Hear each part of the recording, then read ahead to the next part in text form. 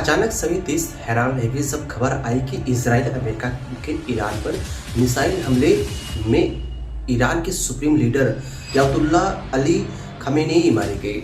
जगह जगह हंगामा होने लगा, कई जगहों पर लोग मातम मनाने लगे, रोने चीखने लगे। लेकिन ईरान में कुछ तस्वीरें ऐसी आई जिसमें खमेनेई की मौत का जश्न मनाया गया। दोस्तों, सोशल मीडिया पर अपनी वीडियो पोस्ट करके जश्न मनाते दिखे, लेकिन क्यों? क्या खामनेई ईरान के लिए विलन था या एक अभिशाप था? अगर ऐसा था तो ये जो रोती बिलखती महिलाओं की तस्वीरें हमने देखी तो वो क्या था? ईरान की जनता खामनेई के लिए क्या सोचती थी? इसे समझने के लिए ईरान के शासन को समझना होगा। दोस्तों, मैं आपको बताना चाहूँगा कि 1779 में इस्लामी क्रांति ने ईरान में व्यापक बदलाव लाए, खासकर महिलाओं के लिए एक क्षेत्र जिस पर विशेष ध्यान दिया गया था। दोस्तों, वह है महिलाओं के पहनावे और बालों की शैली।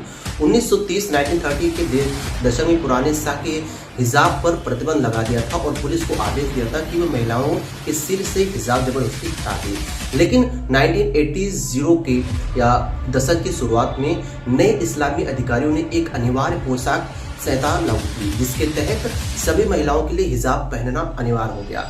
दोस्तों, 1977 उन्होंने महिलाओं को विश्वविद्यालय में पढ़ने से रोकने की कोशिश की और 1976 में तेहरान में एक विंडो शॉपिंग की, जिसमें क्रांति से पहले हिजाब का प्रचलन व्यापक था। दोस्तों, मैं आपको बताना चाहूँगा कि लेकिन कई महिलाओं ने tight fitting jeans, mini skirt और स्कर्ट स्लीव टॉप सहित पश्चिमी शैली के कपड़े पहनना भी पसंद किया था। यहाँ तक कि 1979 में महिलाओं ने हिजाब के खिलाफ रैली की सत्ता संभालने के तुरंत बाद ईरान के नए सर्वोच्च नेता अयातुल्ला रुहुल खमेनी के फरमान जारी कर दिया गया। वे सभी महिलाएं को धर्म और राष्ट्रता की परवाह किए बिना हिजाब पहनना अनिवार्य कर दिया। दोस्तों, यहाँ पर 8 मार्च को, जो कि अंतर्राष्ट्रीय महिला दिवस को, समाज के विभिन्न वर्गों से महिलाएं इस कानून के खिलाफ विरोध प्रदर्शन करने के लिए सड़क पर उतर गई। 1979 में तेहरान में अमेरिकी दूतावास के बाहर विरोध प्रदर्शन हुआ। क्रांतिकारी छात्राओं ने अमेरिकी दूतावास के दर्जनों कर्मचारियों को बंधक बना दिया। दोस्तों, जब हजारों अमेरिका विरोधी प्रदर्शनकारियों ने परिसर को घेर लिया और उसके साथ साथ अमेरिका के साथ में काफी अभद्रता से पेश आए थे। 1980 में महिलाओं को पुरुष के साथ एक ही कमरे में जाने की अनुमति नहीं थी। वो पुरुषों से अलग अलग कमरों पे अलग अलग जगहों पर ही नमाज पढ़ सकती थी। अमेरिकियों और ईरान के में तेल का प्रभाव डालने और उस पर कब्जा करने का लंबा इतिहास रहा है। दोस्तों, इसलिए अमेरिका और ब्रिटेन के प्रति यह गहरा अविश्वास बहुत पुराना है। ईरान एक कानूनी सिस्टम इस्लामी कानून पर आधारित है। दोस्तों, कुछ प्रमुख मुद्दे की अगर हम बात करें तो यहाँ पर अनिवार्य हिजाब था। कानून तलाक और अभिभावकता के मामले पुरुषों को प्राथमिकता ज्यादा दी गई थी। अधिकार विदेश यात्रा की अनुमति के बिना, पति की अनुमति के बिना नहीं जा सकती थी और उत्तराधिकार कानून में महिलाओं का हिस्सा पुरुषों से कम। इन कानूनों को लेकर पिछले 20 साल से बहस और विरोध लगातार चलता रहा है। यहाँ पर महिलाओं अपने पति के बगैर, अपने घर परिवार के बगैर कहीं नहीं जा सकती थी। दोस्तों, मैं आपको यहाँ पर बताना चाहूँगा कि जब इसराइल और ईरान के बीच तनाव बढ़ता है, जब मिसाइलें चलती है और मौतों की खबर आती है, तो भारत में भावनाएं उफान पर क्यों आ जाती है।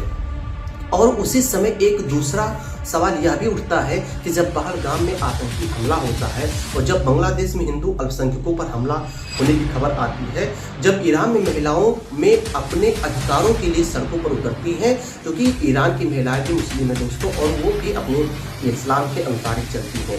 लेकिन जब ईरान में वर्षों से महिलाएं हिंसा और अस्थिरता झेल रही होती हैं, तो क्या उतनी ही तेज आवाज उठती है? आज की बहस या आज के इस सवाल में हम इंसाफ के लिए खड़े होते हैं या पहचान के लिए आधार पर? दोस्तों, मैं आपको यहाँ पर बताना चाहूँगा कि जब ईरान में बम गिरता है तो दर्द होता है, जब इजराइल में हमला होता है तो दर्द होता है।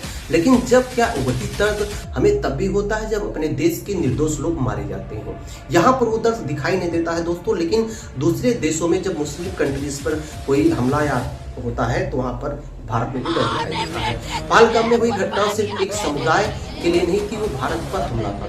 तो क्या हम हर आतंकी हमले की एक समान निंदा करते हैं? बांग्लादेश में कई बार ऐसी घटनाएं सामने आई हैं जब मंदिर तोड़े गए हैं, घर जलाए गए हैं, लोगों को पलायन करना पड़ा है। तो क्या इस प्रकार से रैलियां निकली हैं जिस प्रकार से अभी पिछले कुछ दिनों से निकल रही है? क्या उस समय उतना ही सोशल मीडिया मुहिम चल रहा था?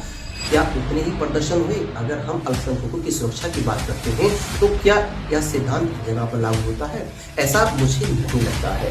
अगर आपको लगता है तो कमेंट बॉक्स में कमेंट करके जरूर बताएं। ईरान में महिलाओं ने हिजाब कानून और सामाजिक प्रतिबंधों के खिलाफ आवाज उठाई दोस्तों। उन्होंने कहा कि हमें स्वतंत्रता चाहिए। तो क्या उनकी लड़ाई पर उतनी ही चर्चा हुई या हमने सिर्फ भू राजनीतिक टकरावों पर ध्यान दिया?